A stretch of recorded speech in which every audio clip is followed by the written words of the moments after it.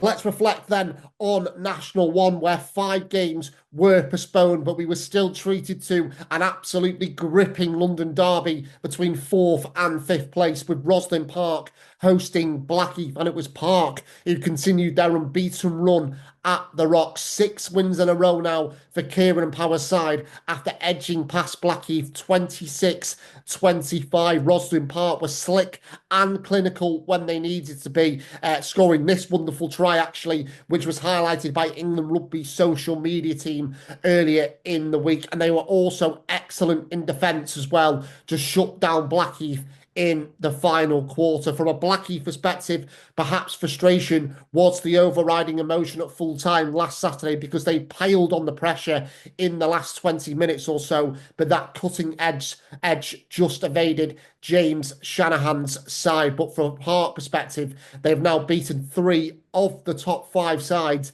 in the last 3 games. Obviously, those couple of wins against Rams and Richmond before Christmas, added to by last weekend's success against Blackheath. So excellent run of form that Roslyn Park are currently on, and steps forward as well for Dings Crusaders, who once again found home comforts against Sedgley Park with a 55-3 win last time out on the 4G surface at Shaftesbury Park. Dings are now unbeaten in 5 games at home, and their relationship with Premiership outfit Bristol Bears really came to the fore in round 15. Exciting talent Sam Worsley, who actually played against Saracens at the start of January for Bristol, as well as Joe Jenkins, propelled them to this 6th success of the season for Dings. But perhaps it was the defensive effort from the Crusaders which would have pleased the coaching duo of Steen Williams and Luke Arscott the most, because they really did blunt any sort of response from Sedge in the second half, restricting them to just that penalty. So a really good way for Dings Crusaders to open their accounts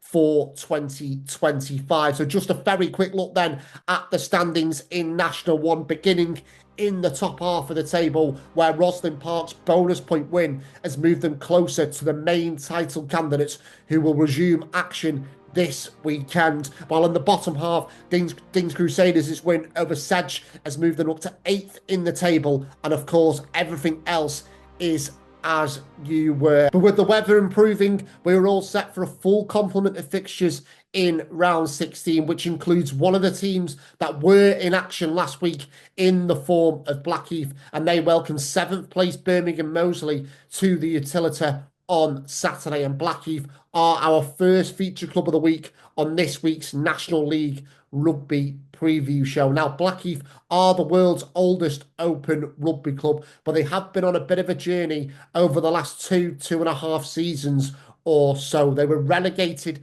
to National 2 for the first time in 18 years in 2022. But with that came a fresh approach and a fresh vision for Blackheath to become a more sustainable club. And we are now seeing that come to fruition, because Blackheath now have a thriving mini and junior section. They also have a reinvigorated women's section and men's section of the rugby club. And off the field, they were able to purchase their home ground last summer. So Blackheath now own their home ground of the Utilita, and both on and off the field, they seem to be heading in the right direction again. From a first 15 perspective, of course, they were able to return to National One at the first time of asking in 2023. They finished 8th last year in the 3rd tier, and currently find themselves 5th in the standings, and on a 7-game winning streak at home as well, which is the longest current winning streak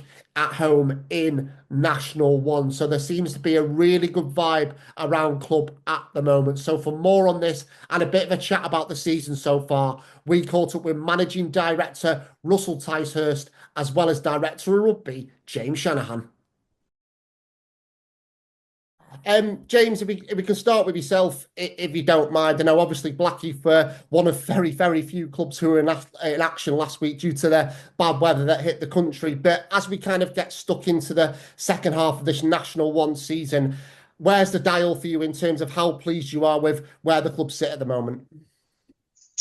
Obviously pleased with our home form. Obviously lost to Richmond first game of the season, but since then have won every home game. So that's nice because last year we were kind of, for some reason, would win more away games than we were home. So we've kind of sorted out a home record, which is good.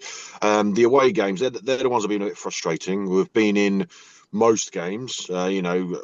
Roslyn Park, obviously, last week, lose by a point. Plymouth lose last played a game. Rotherham last played a game. So, yeah, I think if we could have, sorted those three results out, then I think I would have been in a pretty happy place where we are as a club because we probably would have been in around about third spot. I think we're kind of okay where we are. I think we're underachieved a little bit, but the problem is it's such a competitive league that if you don't step up every week physically and mentally, you're going to get caught out. And that's the beauty of National One. But obviously, as a coach, it's also the frustration because you'd love a few easy games or a few guaranteed wins, but you ain't getting that at this level. We came up into the league, and the first thing was to make sure we could, consolidate, basically, which we did last year. And, it's hard for a lot of teams when they come up, back up or come up to actually do that. So we were pretty happy last year. So it was really building on that. So if we did finish, fifth, fourth, then it would have been seen as a successful season and another build, and then hopefully, push on a bit next year. Yeah. And how does that, from your point of view, Russell, as a managing director, how does that kind of feed into your thinking when you want the best outcome for the club? Because as James said there, National One continues to be competitive. And obviously Blackheath had that relegation a couple of years ago, but James mentions the word build there. You guys have started to take steps in the right direction again. So how does that feed into your thinking as a managing director when you're planning all these different aspects in such a competitive league? Yeah, well, obviously relegation is very difficult to address, and obviously you get a lot of feedback from your supporters and your sponsors. Some of it direct, some of it indirect, and it's a difficult job. James was very keen to put us back in National One as quick as we could. My job and the board's job was to support him in doing that within the means that we had. And he did fantastically, got us straight back up, which was great. So we managed to retain our sponsors because the link on the pitch is obviously a direct link to the one off the pitch. If you're doing well and playing well, if the guys look like they're going to win every match, it's very exciting for spectators, very exciting for members. We took a good long look at the club when we got relegated. You can use all the management speak you like, but we looked at the women's section, the minis, the juniors. We looked at what we were doing with our first 15 and how we could improve it, and then looked at the budgets and the financial constraints. But then what we also looked at was what were we aspiring to? We looked at the championship and we thought we're not quite sure what's going on there yet. So why would we do anything that compromises the financial sustainability of the club in order to get to somewhere where ultimately it's just going to cost you an absolute fortune? And the rewards are, diminishing by every season. So we took an inward view and we thought, well, let's just make the club stronger. Let's make the club better. Let's do more rugby. We know that we were losing some of our women's section. We were losing some of our minis and juniors. And we thought, well, let's put that right and see if we can fix all these things. We developed the first team squad. So we've got a second and first 15 now, which is proving to be very competitive on a Tuesday and Thursday, and it's good for us on a Saturday, as you can see by the results. So we took a good look at the club in the round and thought we want to be here for another 160 years. How are we going to do that? And I think managing your own destiny was the thing that we came up with, and that started with buying the ground. That started with looking out for other commercial interests that we could develop and utilise at the Well Hall. And we're going to carry on doing that because until the game sorts itself out, National One is good value. The games are good. The games are exciting. And we've got a good product. Like the key for us, obviously, the year we got relegated was the focus on getting called it like a one squad. So getting that second team back up and running, which is difficult. And I know a lot of clubs really struggle with that. But we're averaging now, 50 guys at training every Tuesday, Thursday, which is huge. The key is, can we keep all those players? We've got kind of 60 registered, and there was a point when we thinking, we might be able to get a third team out, and then therefore we'd have, we've got the Bandits, which is the social side of the club, but we were potentially looking at going to 4 teams every Saturday, which is huge from where we were, a couple of years ago. The year that we did go down, the simple fact was, those last 5 or 6 games, we weren't picking on our best team, we were picking on who was fit and available, and you were just getting out 20 players. And, I played a game, I was on the bench for 2, which gladly I didn't come on against Sale and Cinderford. But when you got your 45-year-old director of rugby sitting on the bench, even though I love playing and love the game, that's not really ideal. So, that's why I said we've got probably 65 players registered on the a few of them are at uni, a few are kind of guys that if you need us, we'll help you. But we've regularly got, 50 players at training and available for selection. So we kind of haven't had to call upon SOSs, which is nice. Currently in the squad, we've got maybe 5 or 6 players we've got 2 players have played over 200 games. 3 players actually, sorry, have played over 200 games. You've got Marcus Bircham approaching 300. You've got then 4 or 5 others that have played over 100. A couple of boys have played 150. And having conversations with a few lads this year about retainment for next season, and a lot of them are going, well, I want to stay another year because I want to get to that 100. And I think quite a few of the young boys that arrive, they're kind of thinking, if I do 5-6 years at Blackheath, I can get 100 caps, and that's, in the oldest club in the world, that's quite an achievement. So that's real positive as well. There seems to be something at Blackheath that wants to keep players here. And I guess from your point of view, Russell, how pleasing is it to see these different strands kind of flourishing? Really, you mentioned that the connections you've been making, the building of the first 15, the building of the women's section. You mentioned before the purchasing of the grounds last summer. You've worn various different hats of the club. So how pleasing is it to see the club all moving in one direction once again? Yeah, do you know what, Chris? That's probably the first time anyone's asked me that during my 13 years. How nice is it? I think it's been absolutely fantastic. And the only thing I can tell you is it's really hard work. And I think that gets forgotten. They see you doing the same thing year in, year out. People think, it must be easy. It doesn't get any easier any year. And then you add to it by trying to do something else, which puts another stress and strain on the club. But, that's what rugby's all about, isn't it? That's what rugby clubs are all about. You're trying to improve all the time, little bit by little bit. And if you don't, then you know what happens. You do get relegated. If you try and do nothing, things will happen, but they probably won't be the things you want.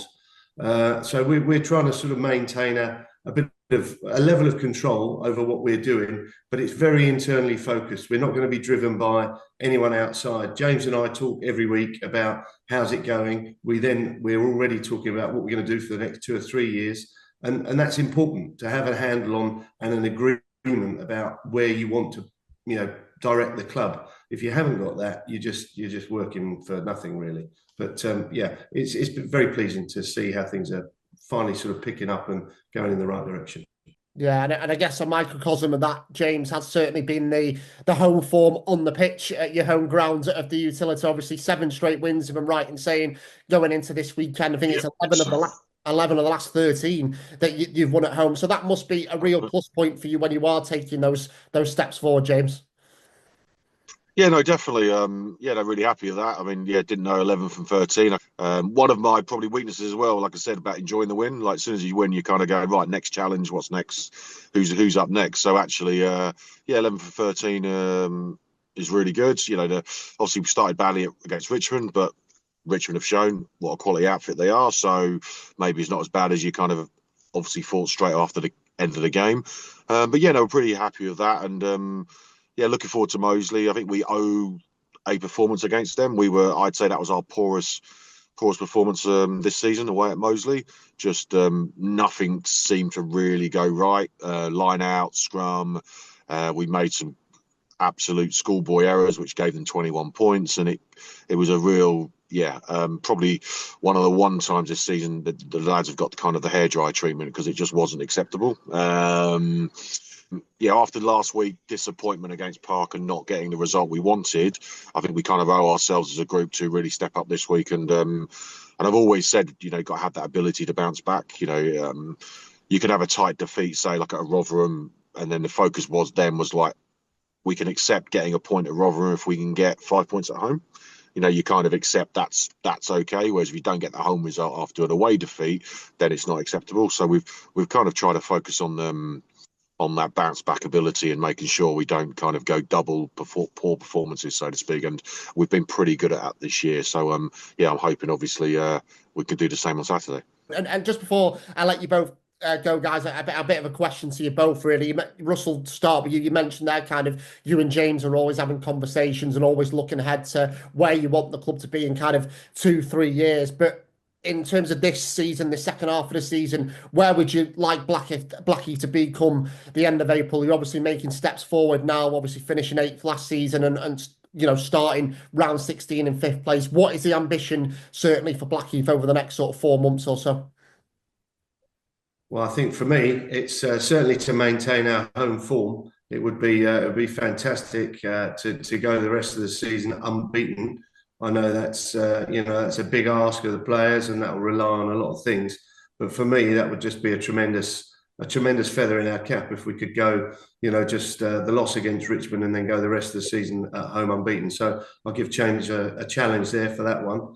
But in terms of league position, I'm actually not as worried about that as perhaps I am just the whole thing. I think if the squads, we're in a retention phase at the moment, we're re-signing players. If we're looking good for next year and we finish in the top half of the table, 3rd, 4th, or 5th, then that's a good season for me, and that's another building block that we can go on and use for next year. Yeah, I mean, I'd like to go. Yeah, if we can finish top 4, which we know after last week losing at Park will be tough because there's 4 quality teams above us, but we do play Rams at home, we do play Rotherham at home, so we will potentially have those opportunities to take points, and there'll be really tough games, hard games.